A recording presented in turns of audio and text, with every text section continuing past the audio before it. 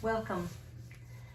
I'm Paula Strupek Gardner with Worthy of Wings, and I am so glad that you're here with me today to do some restorative yoga accompanied by these beautiful Himalayan bowls.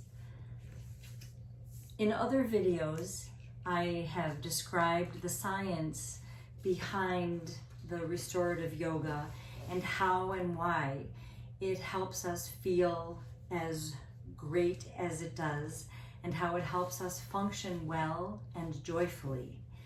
This video is my gift to you, and it's your gift to yourself. I'm going to show you in this video how to set up for one of my favorite poses. It's usually called reclining, supported reclining angle. I call it Queen for a Day. You'll know why I gave it that name once you experience it. We'll rest in that position for about 20 minutes. It takes the mind-body 20 minutes to begin to relax. So we'll stay for a little bit longer. And while you're resting, I'm going to play the Himalayan bowls. The healing sounds and the vibrations support you and deepen your restorative experience.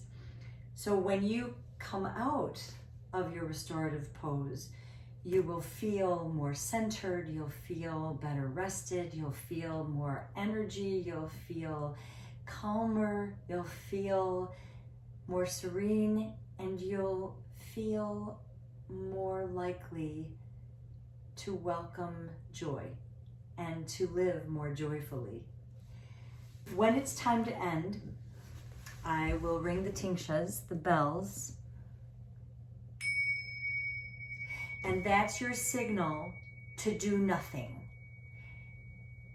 simply to await further instructions.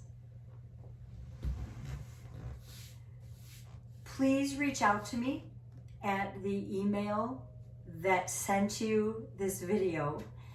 Just respond and ask me your questions, or I would love to hear how your experience with the restorative yoga is and how you feel afterwards and how you feel after incorporating it into your everyday, or even once a week is lovely.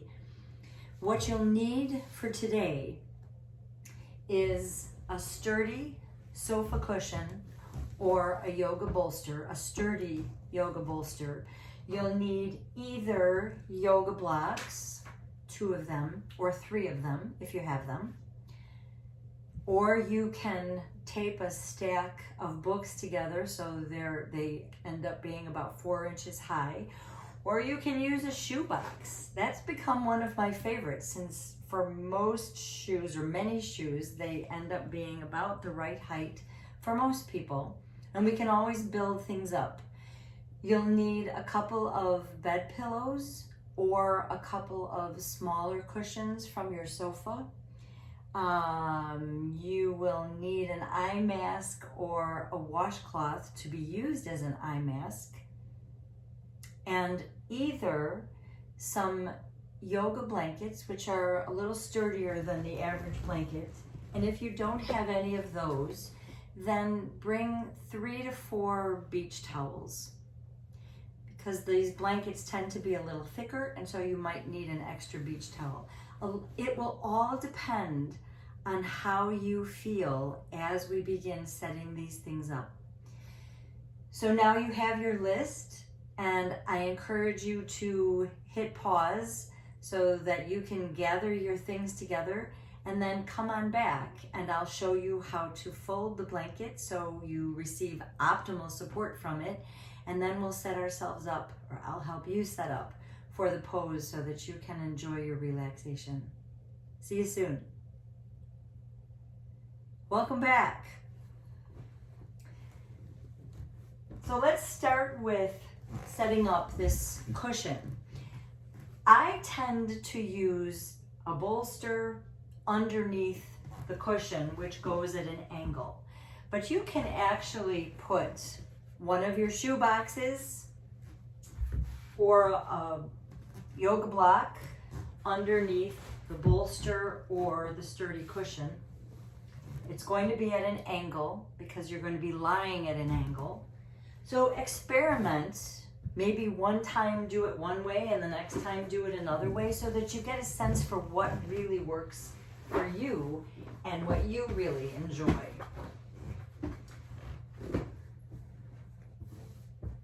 Okay? And then I have my shoe boxes nearby. I have my washcloth nearby. So let's look at the blankets. Now, when I was a girl, my mother used to make me fold towels a certain way, which I, of course, at the time thought was a total waste of time and not worth the work or the care that was put into it. And then years later, when I started studying yoga, especially, well, not even especially, just yoga, I worked with a couple of Iyengar trained teachers for whom folding the blanket is both an art and a science. And lo and behold, folding a blanket is exactly how my mother taught me to fold towels all those years before. So I'm going to stand up so you can get a better view. I think you'll get a better view of what it looks like, or maybe I'll at least kneel. But you open it up to its full expanse, and you have the shorter ends of your towel or blanket in your right and left hands. And you bring your hands together so it'll be folded in the middle. And now the shorter ends are at the top and the bottom. So it'll look like this. And now you fold it from top to bottom in half, taking care to match up the ends. And now your shorter ends are again left to right. So you'll fold it in half, bringing the shorter ends together. And now you have a rectangle. My teacher, Judith Lassiter, calls this Tadasana of the blanket. Place that blanket on the floor. Take the bottom, the part that's closest to you, and fold it about a third of the way up. And now from the bottom again, roll it. And now you have a really sturdy roll. For some people, this will be enough support. But I actually like, some days, I like a little more support under my knees. So I'll take a second blanket, fold it the very same way, taking your time. And once you have that, you'll put the first blanket that you rolled up about a third of the way up from you. Take the bottom of the flat blanket, the blanket that's underneath, and now roll it with the first blanket inside. So now you have a really sturdy, slightly thicker roll to put under your knees. And we'll begin. So sit so that your bottom, your bum, your butt, and your lower back are right up against the bolster or the cushion. Bring your rolled up blankets so they're underneath your knees, not under your, they will be partly under your thighs, but not up here and not under your calves, but they're right at your knees. And now, if you've scooted away a little bit, scoot yourself back to that blanket and slowly draw your chin gently in toward your chest. Lower yourself to your cushion, to your bolster. If your chin is up toward the sky, gently take one of your hands at the back top of your head and gently pull it up and forward and relax your head again against that bolster. If this doesn't help you, or if you'd like a little more comfortable positioning, take one of your other blankets or pillows and put it under your head so that you're supported in this position without any effort. Restorative yoga. This is worth sitting up for. Restorative yoga is meant to be totally effortless. So there's no stretching. There's no movement, which is a challenge in and of itself. But there's no stretching, there's no movement, there's total, full, complete support the entire time. Which is why if there's something that is annoying you in even the slightest bit at the beginning, you need to take care of it right away, because otherwise you'll have the experience of the princess and the pea, and that annoyance will get bigger and bigger and bigger, and pretty soon your central nervous system is engaged in a way that's not at all conducive to your deepening rest. So give yourself the time to set yourself up. Scan your whole body to check in and make sure that you feel totally supported, and then rest. And of course, if you need to at any time during the practice, you shift yourself, make some adjustments as you need to. So you're lying on that angled bolster. You have your washcloth or your eye pillow, which you can put over your eyes. So now you have dark. Your elbows will go on the boxes or the blocks, whatever you have. You can put pillows on top of these to soften it even more. But you're resting your elbows there so the boxes are as close into your body as you can get them, and then you simply relax your hands on your belly. We're looking to bring gentle, soft flexion into the joints all throughout the body. That's why our knees are bent, it's why our elbows are bent, it's why our hands are gently bent this way, because this is extension, so this is flexion. And it's a softness. It encourages softness, it welcomes softness, it brings softness into the body.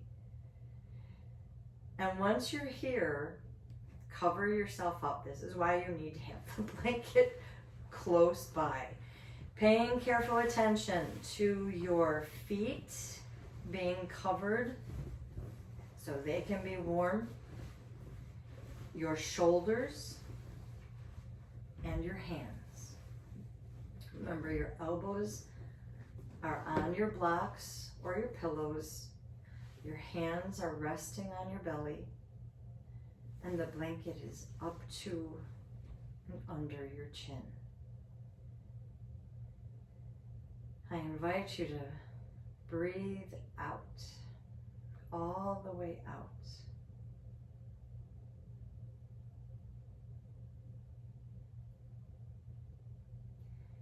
And now just become aware. Scan your mind, body, spirit from the soles of your feet to the crown of your head, to everything in between. And notice especially if any part of your back, the back side of your body, is bracing. And once you bring your awareness there, your body will respond by softening and letting you sink into the support. Let yourself feel supported by everything beneath you. The blankets beneath your knees, the bolster or cushion under your back and your head, the blocks or the boxes and pillows underneath your elbows. Feel your hands resting softly on your belly. Feel more rather than less.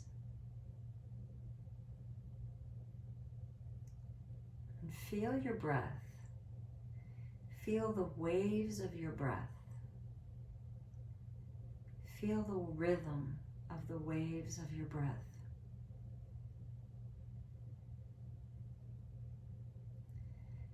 And allow yourself throughout the practice to feel more rather than less.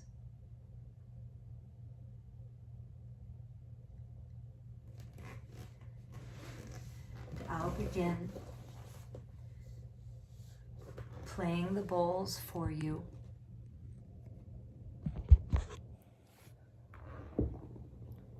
And when it's time,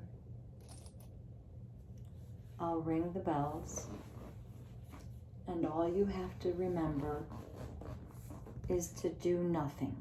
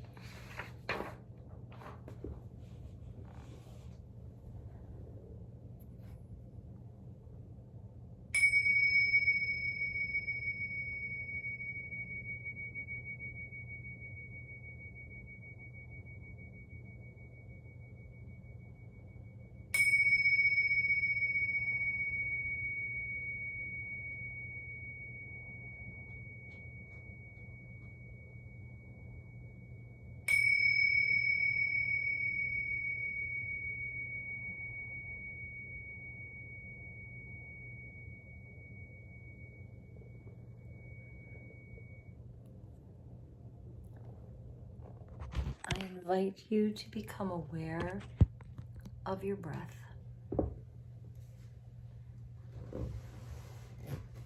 To feel your breath expanding your belly, maybe your sides, maybe your back. I invite you to receive your breath, to savor it, to enjoy it, to feel its healing nature. Becoming aware.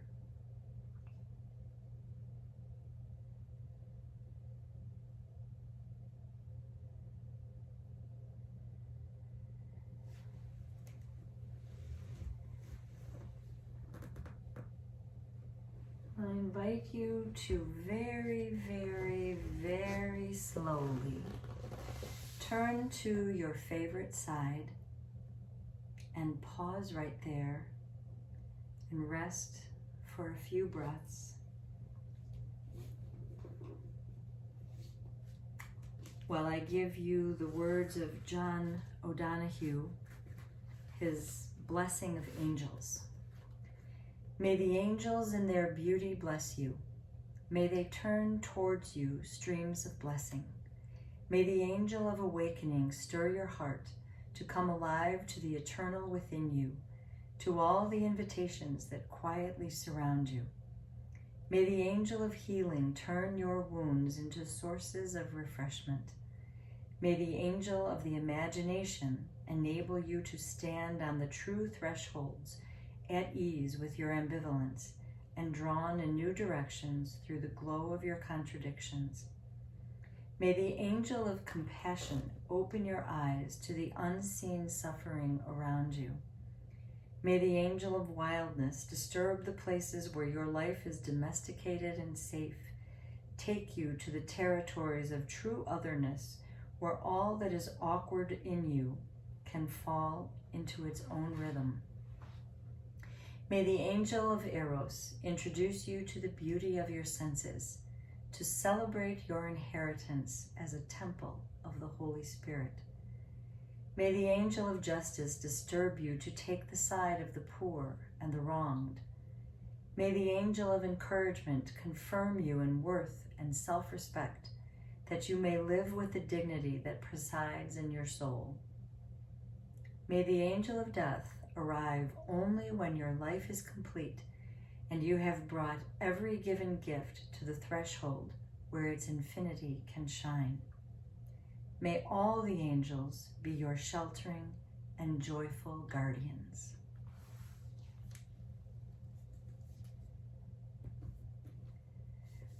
So from your sideways position, I encourage you to bring your top hand in front of you and to use your top hand and your top leg to press down into the earth to slowly and sideways lift you up head last to a seated position of whatever nature is comfortable for you.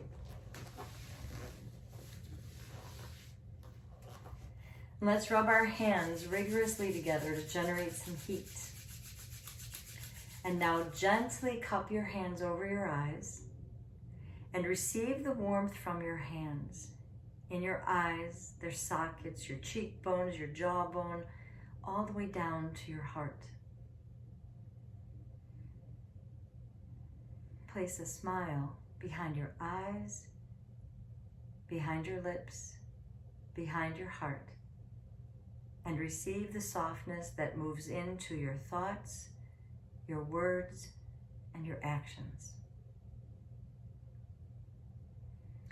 Bring your palms together with a little bit of space to remind us that we're making sacred space for our sacred self. And bring your hands in front of your heart, and we'll honor ourselves and each other with the word that's used throughout the Himalayas to say hello and goodbye, and which means the light that is me honors the light that is you. Namaste, namaste, namaste. Thank you so much on my behalf and on your behalf for giving yourself this gift of time. I look forward to hearing from you. I look forward to meeting you. I look forward to seeing you wherever else we might see each other. And I send you many blessings always.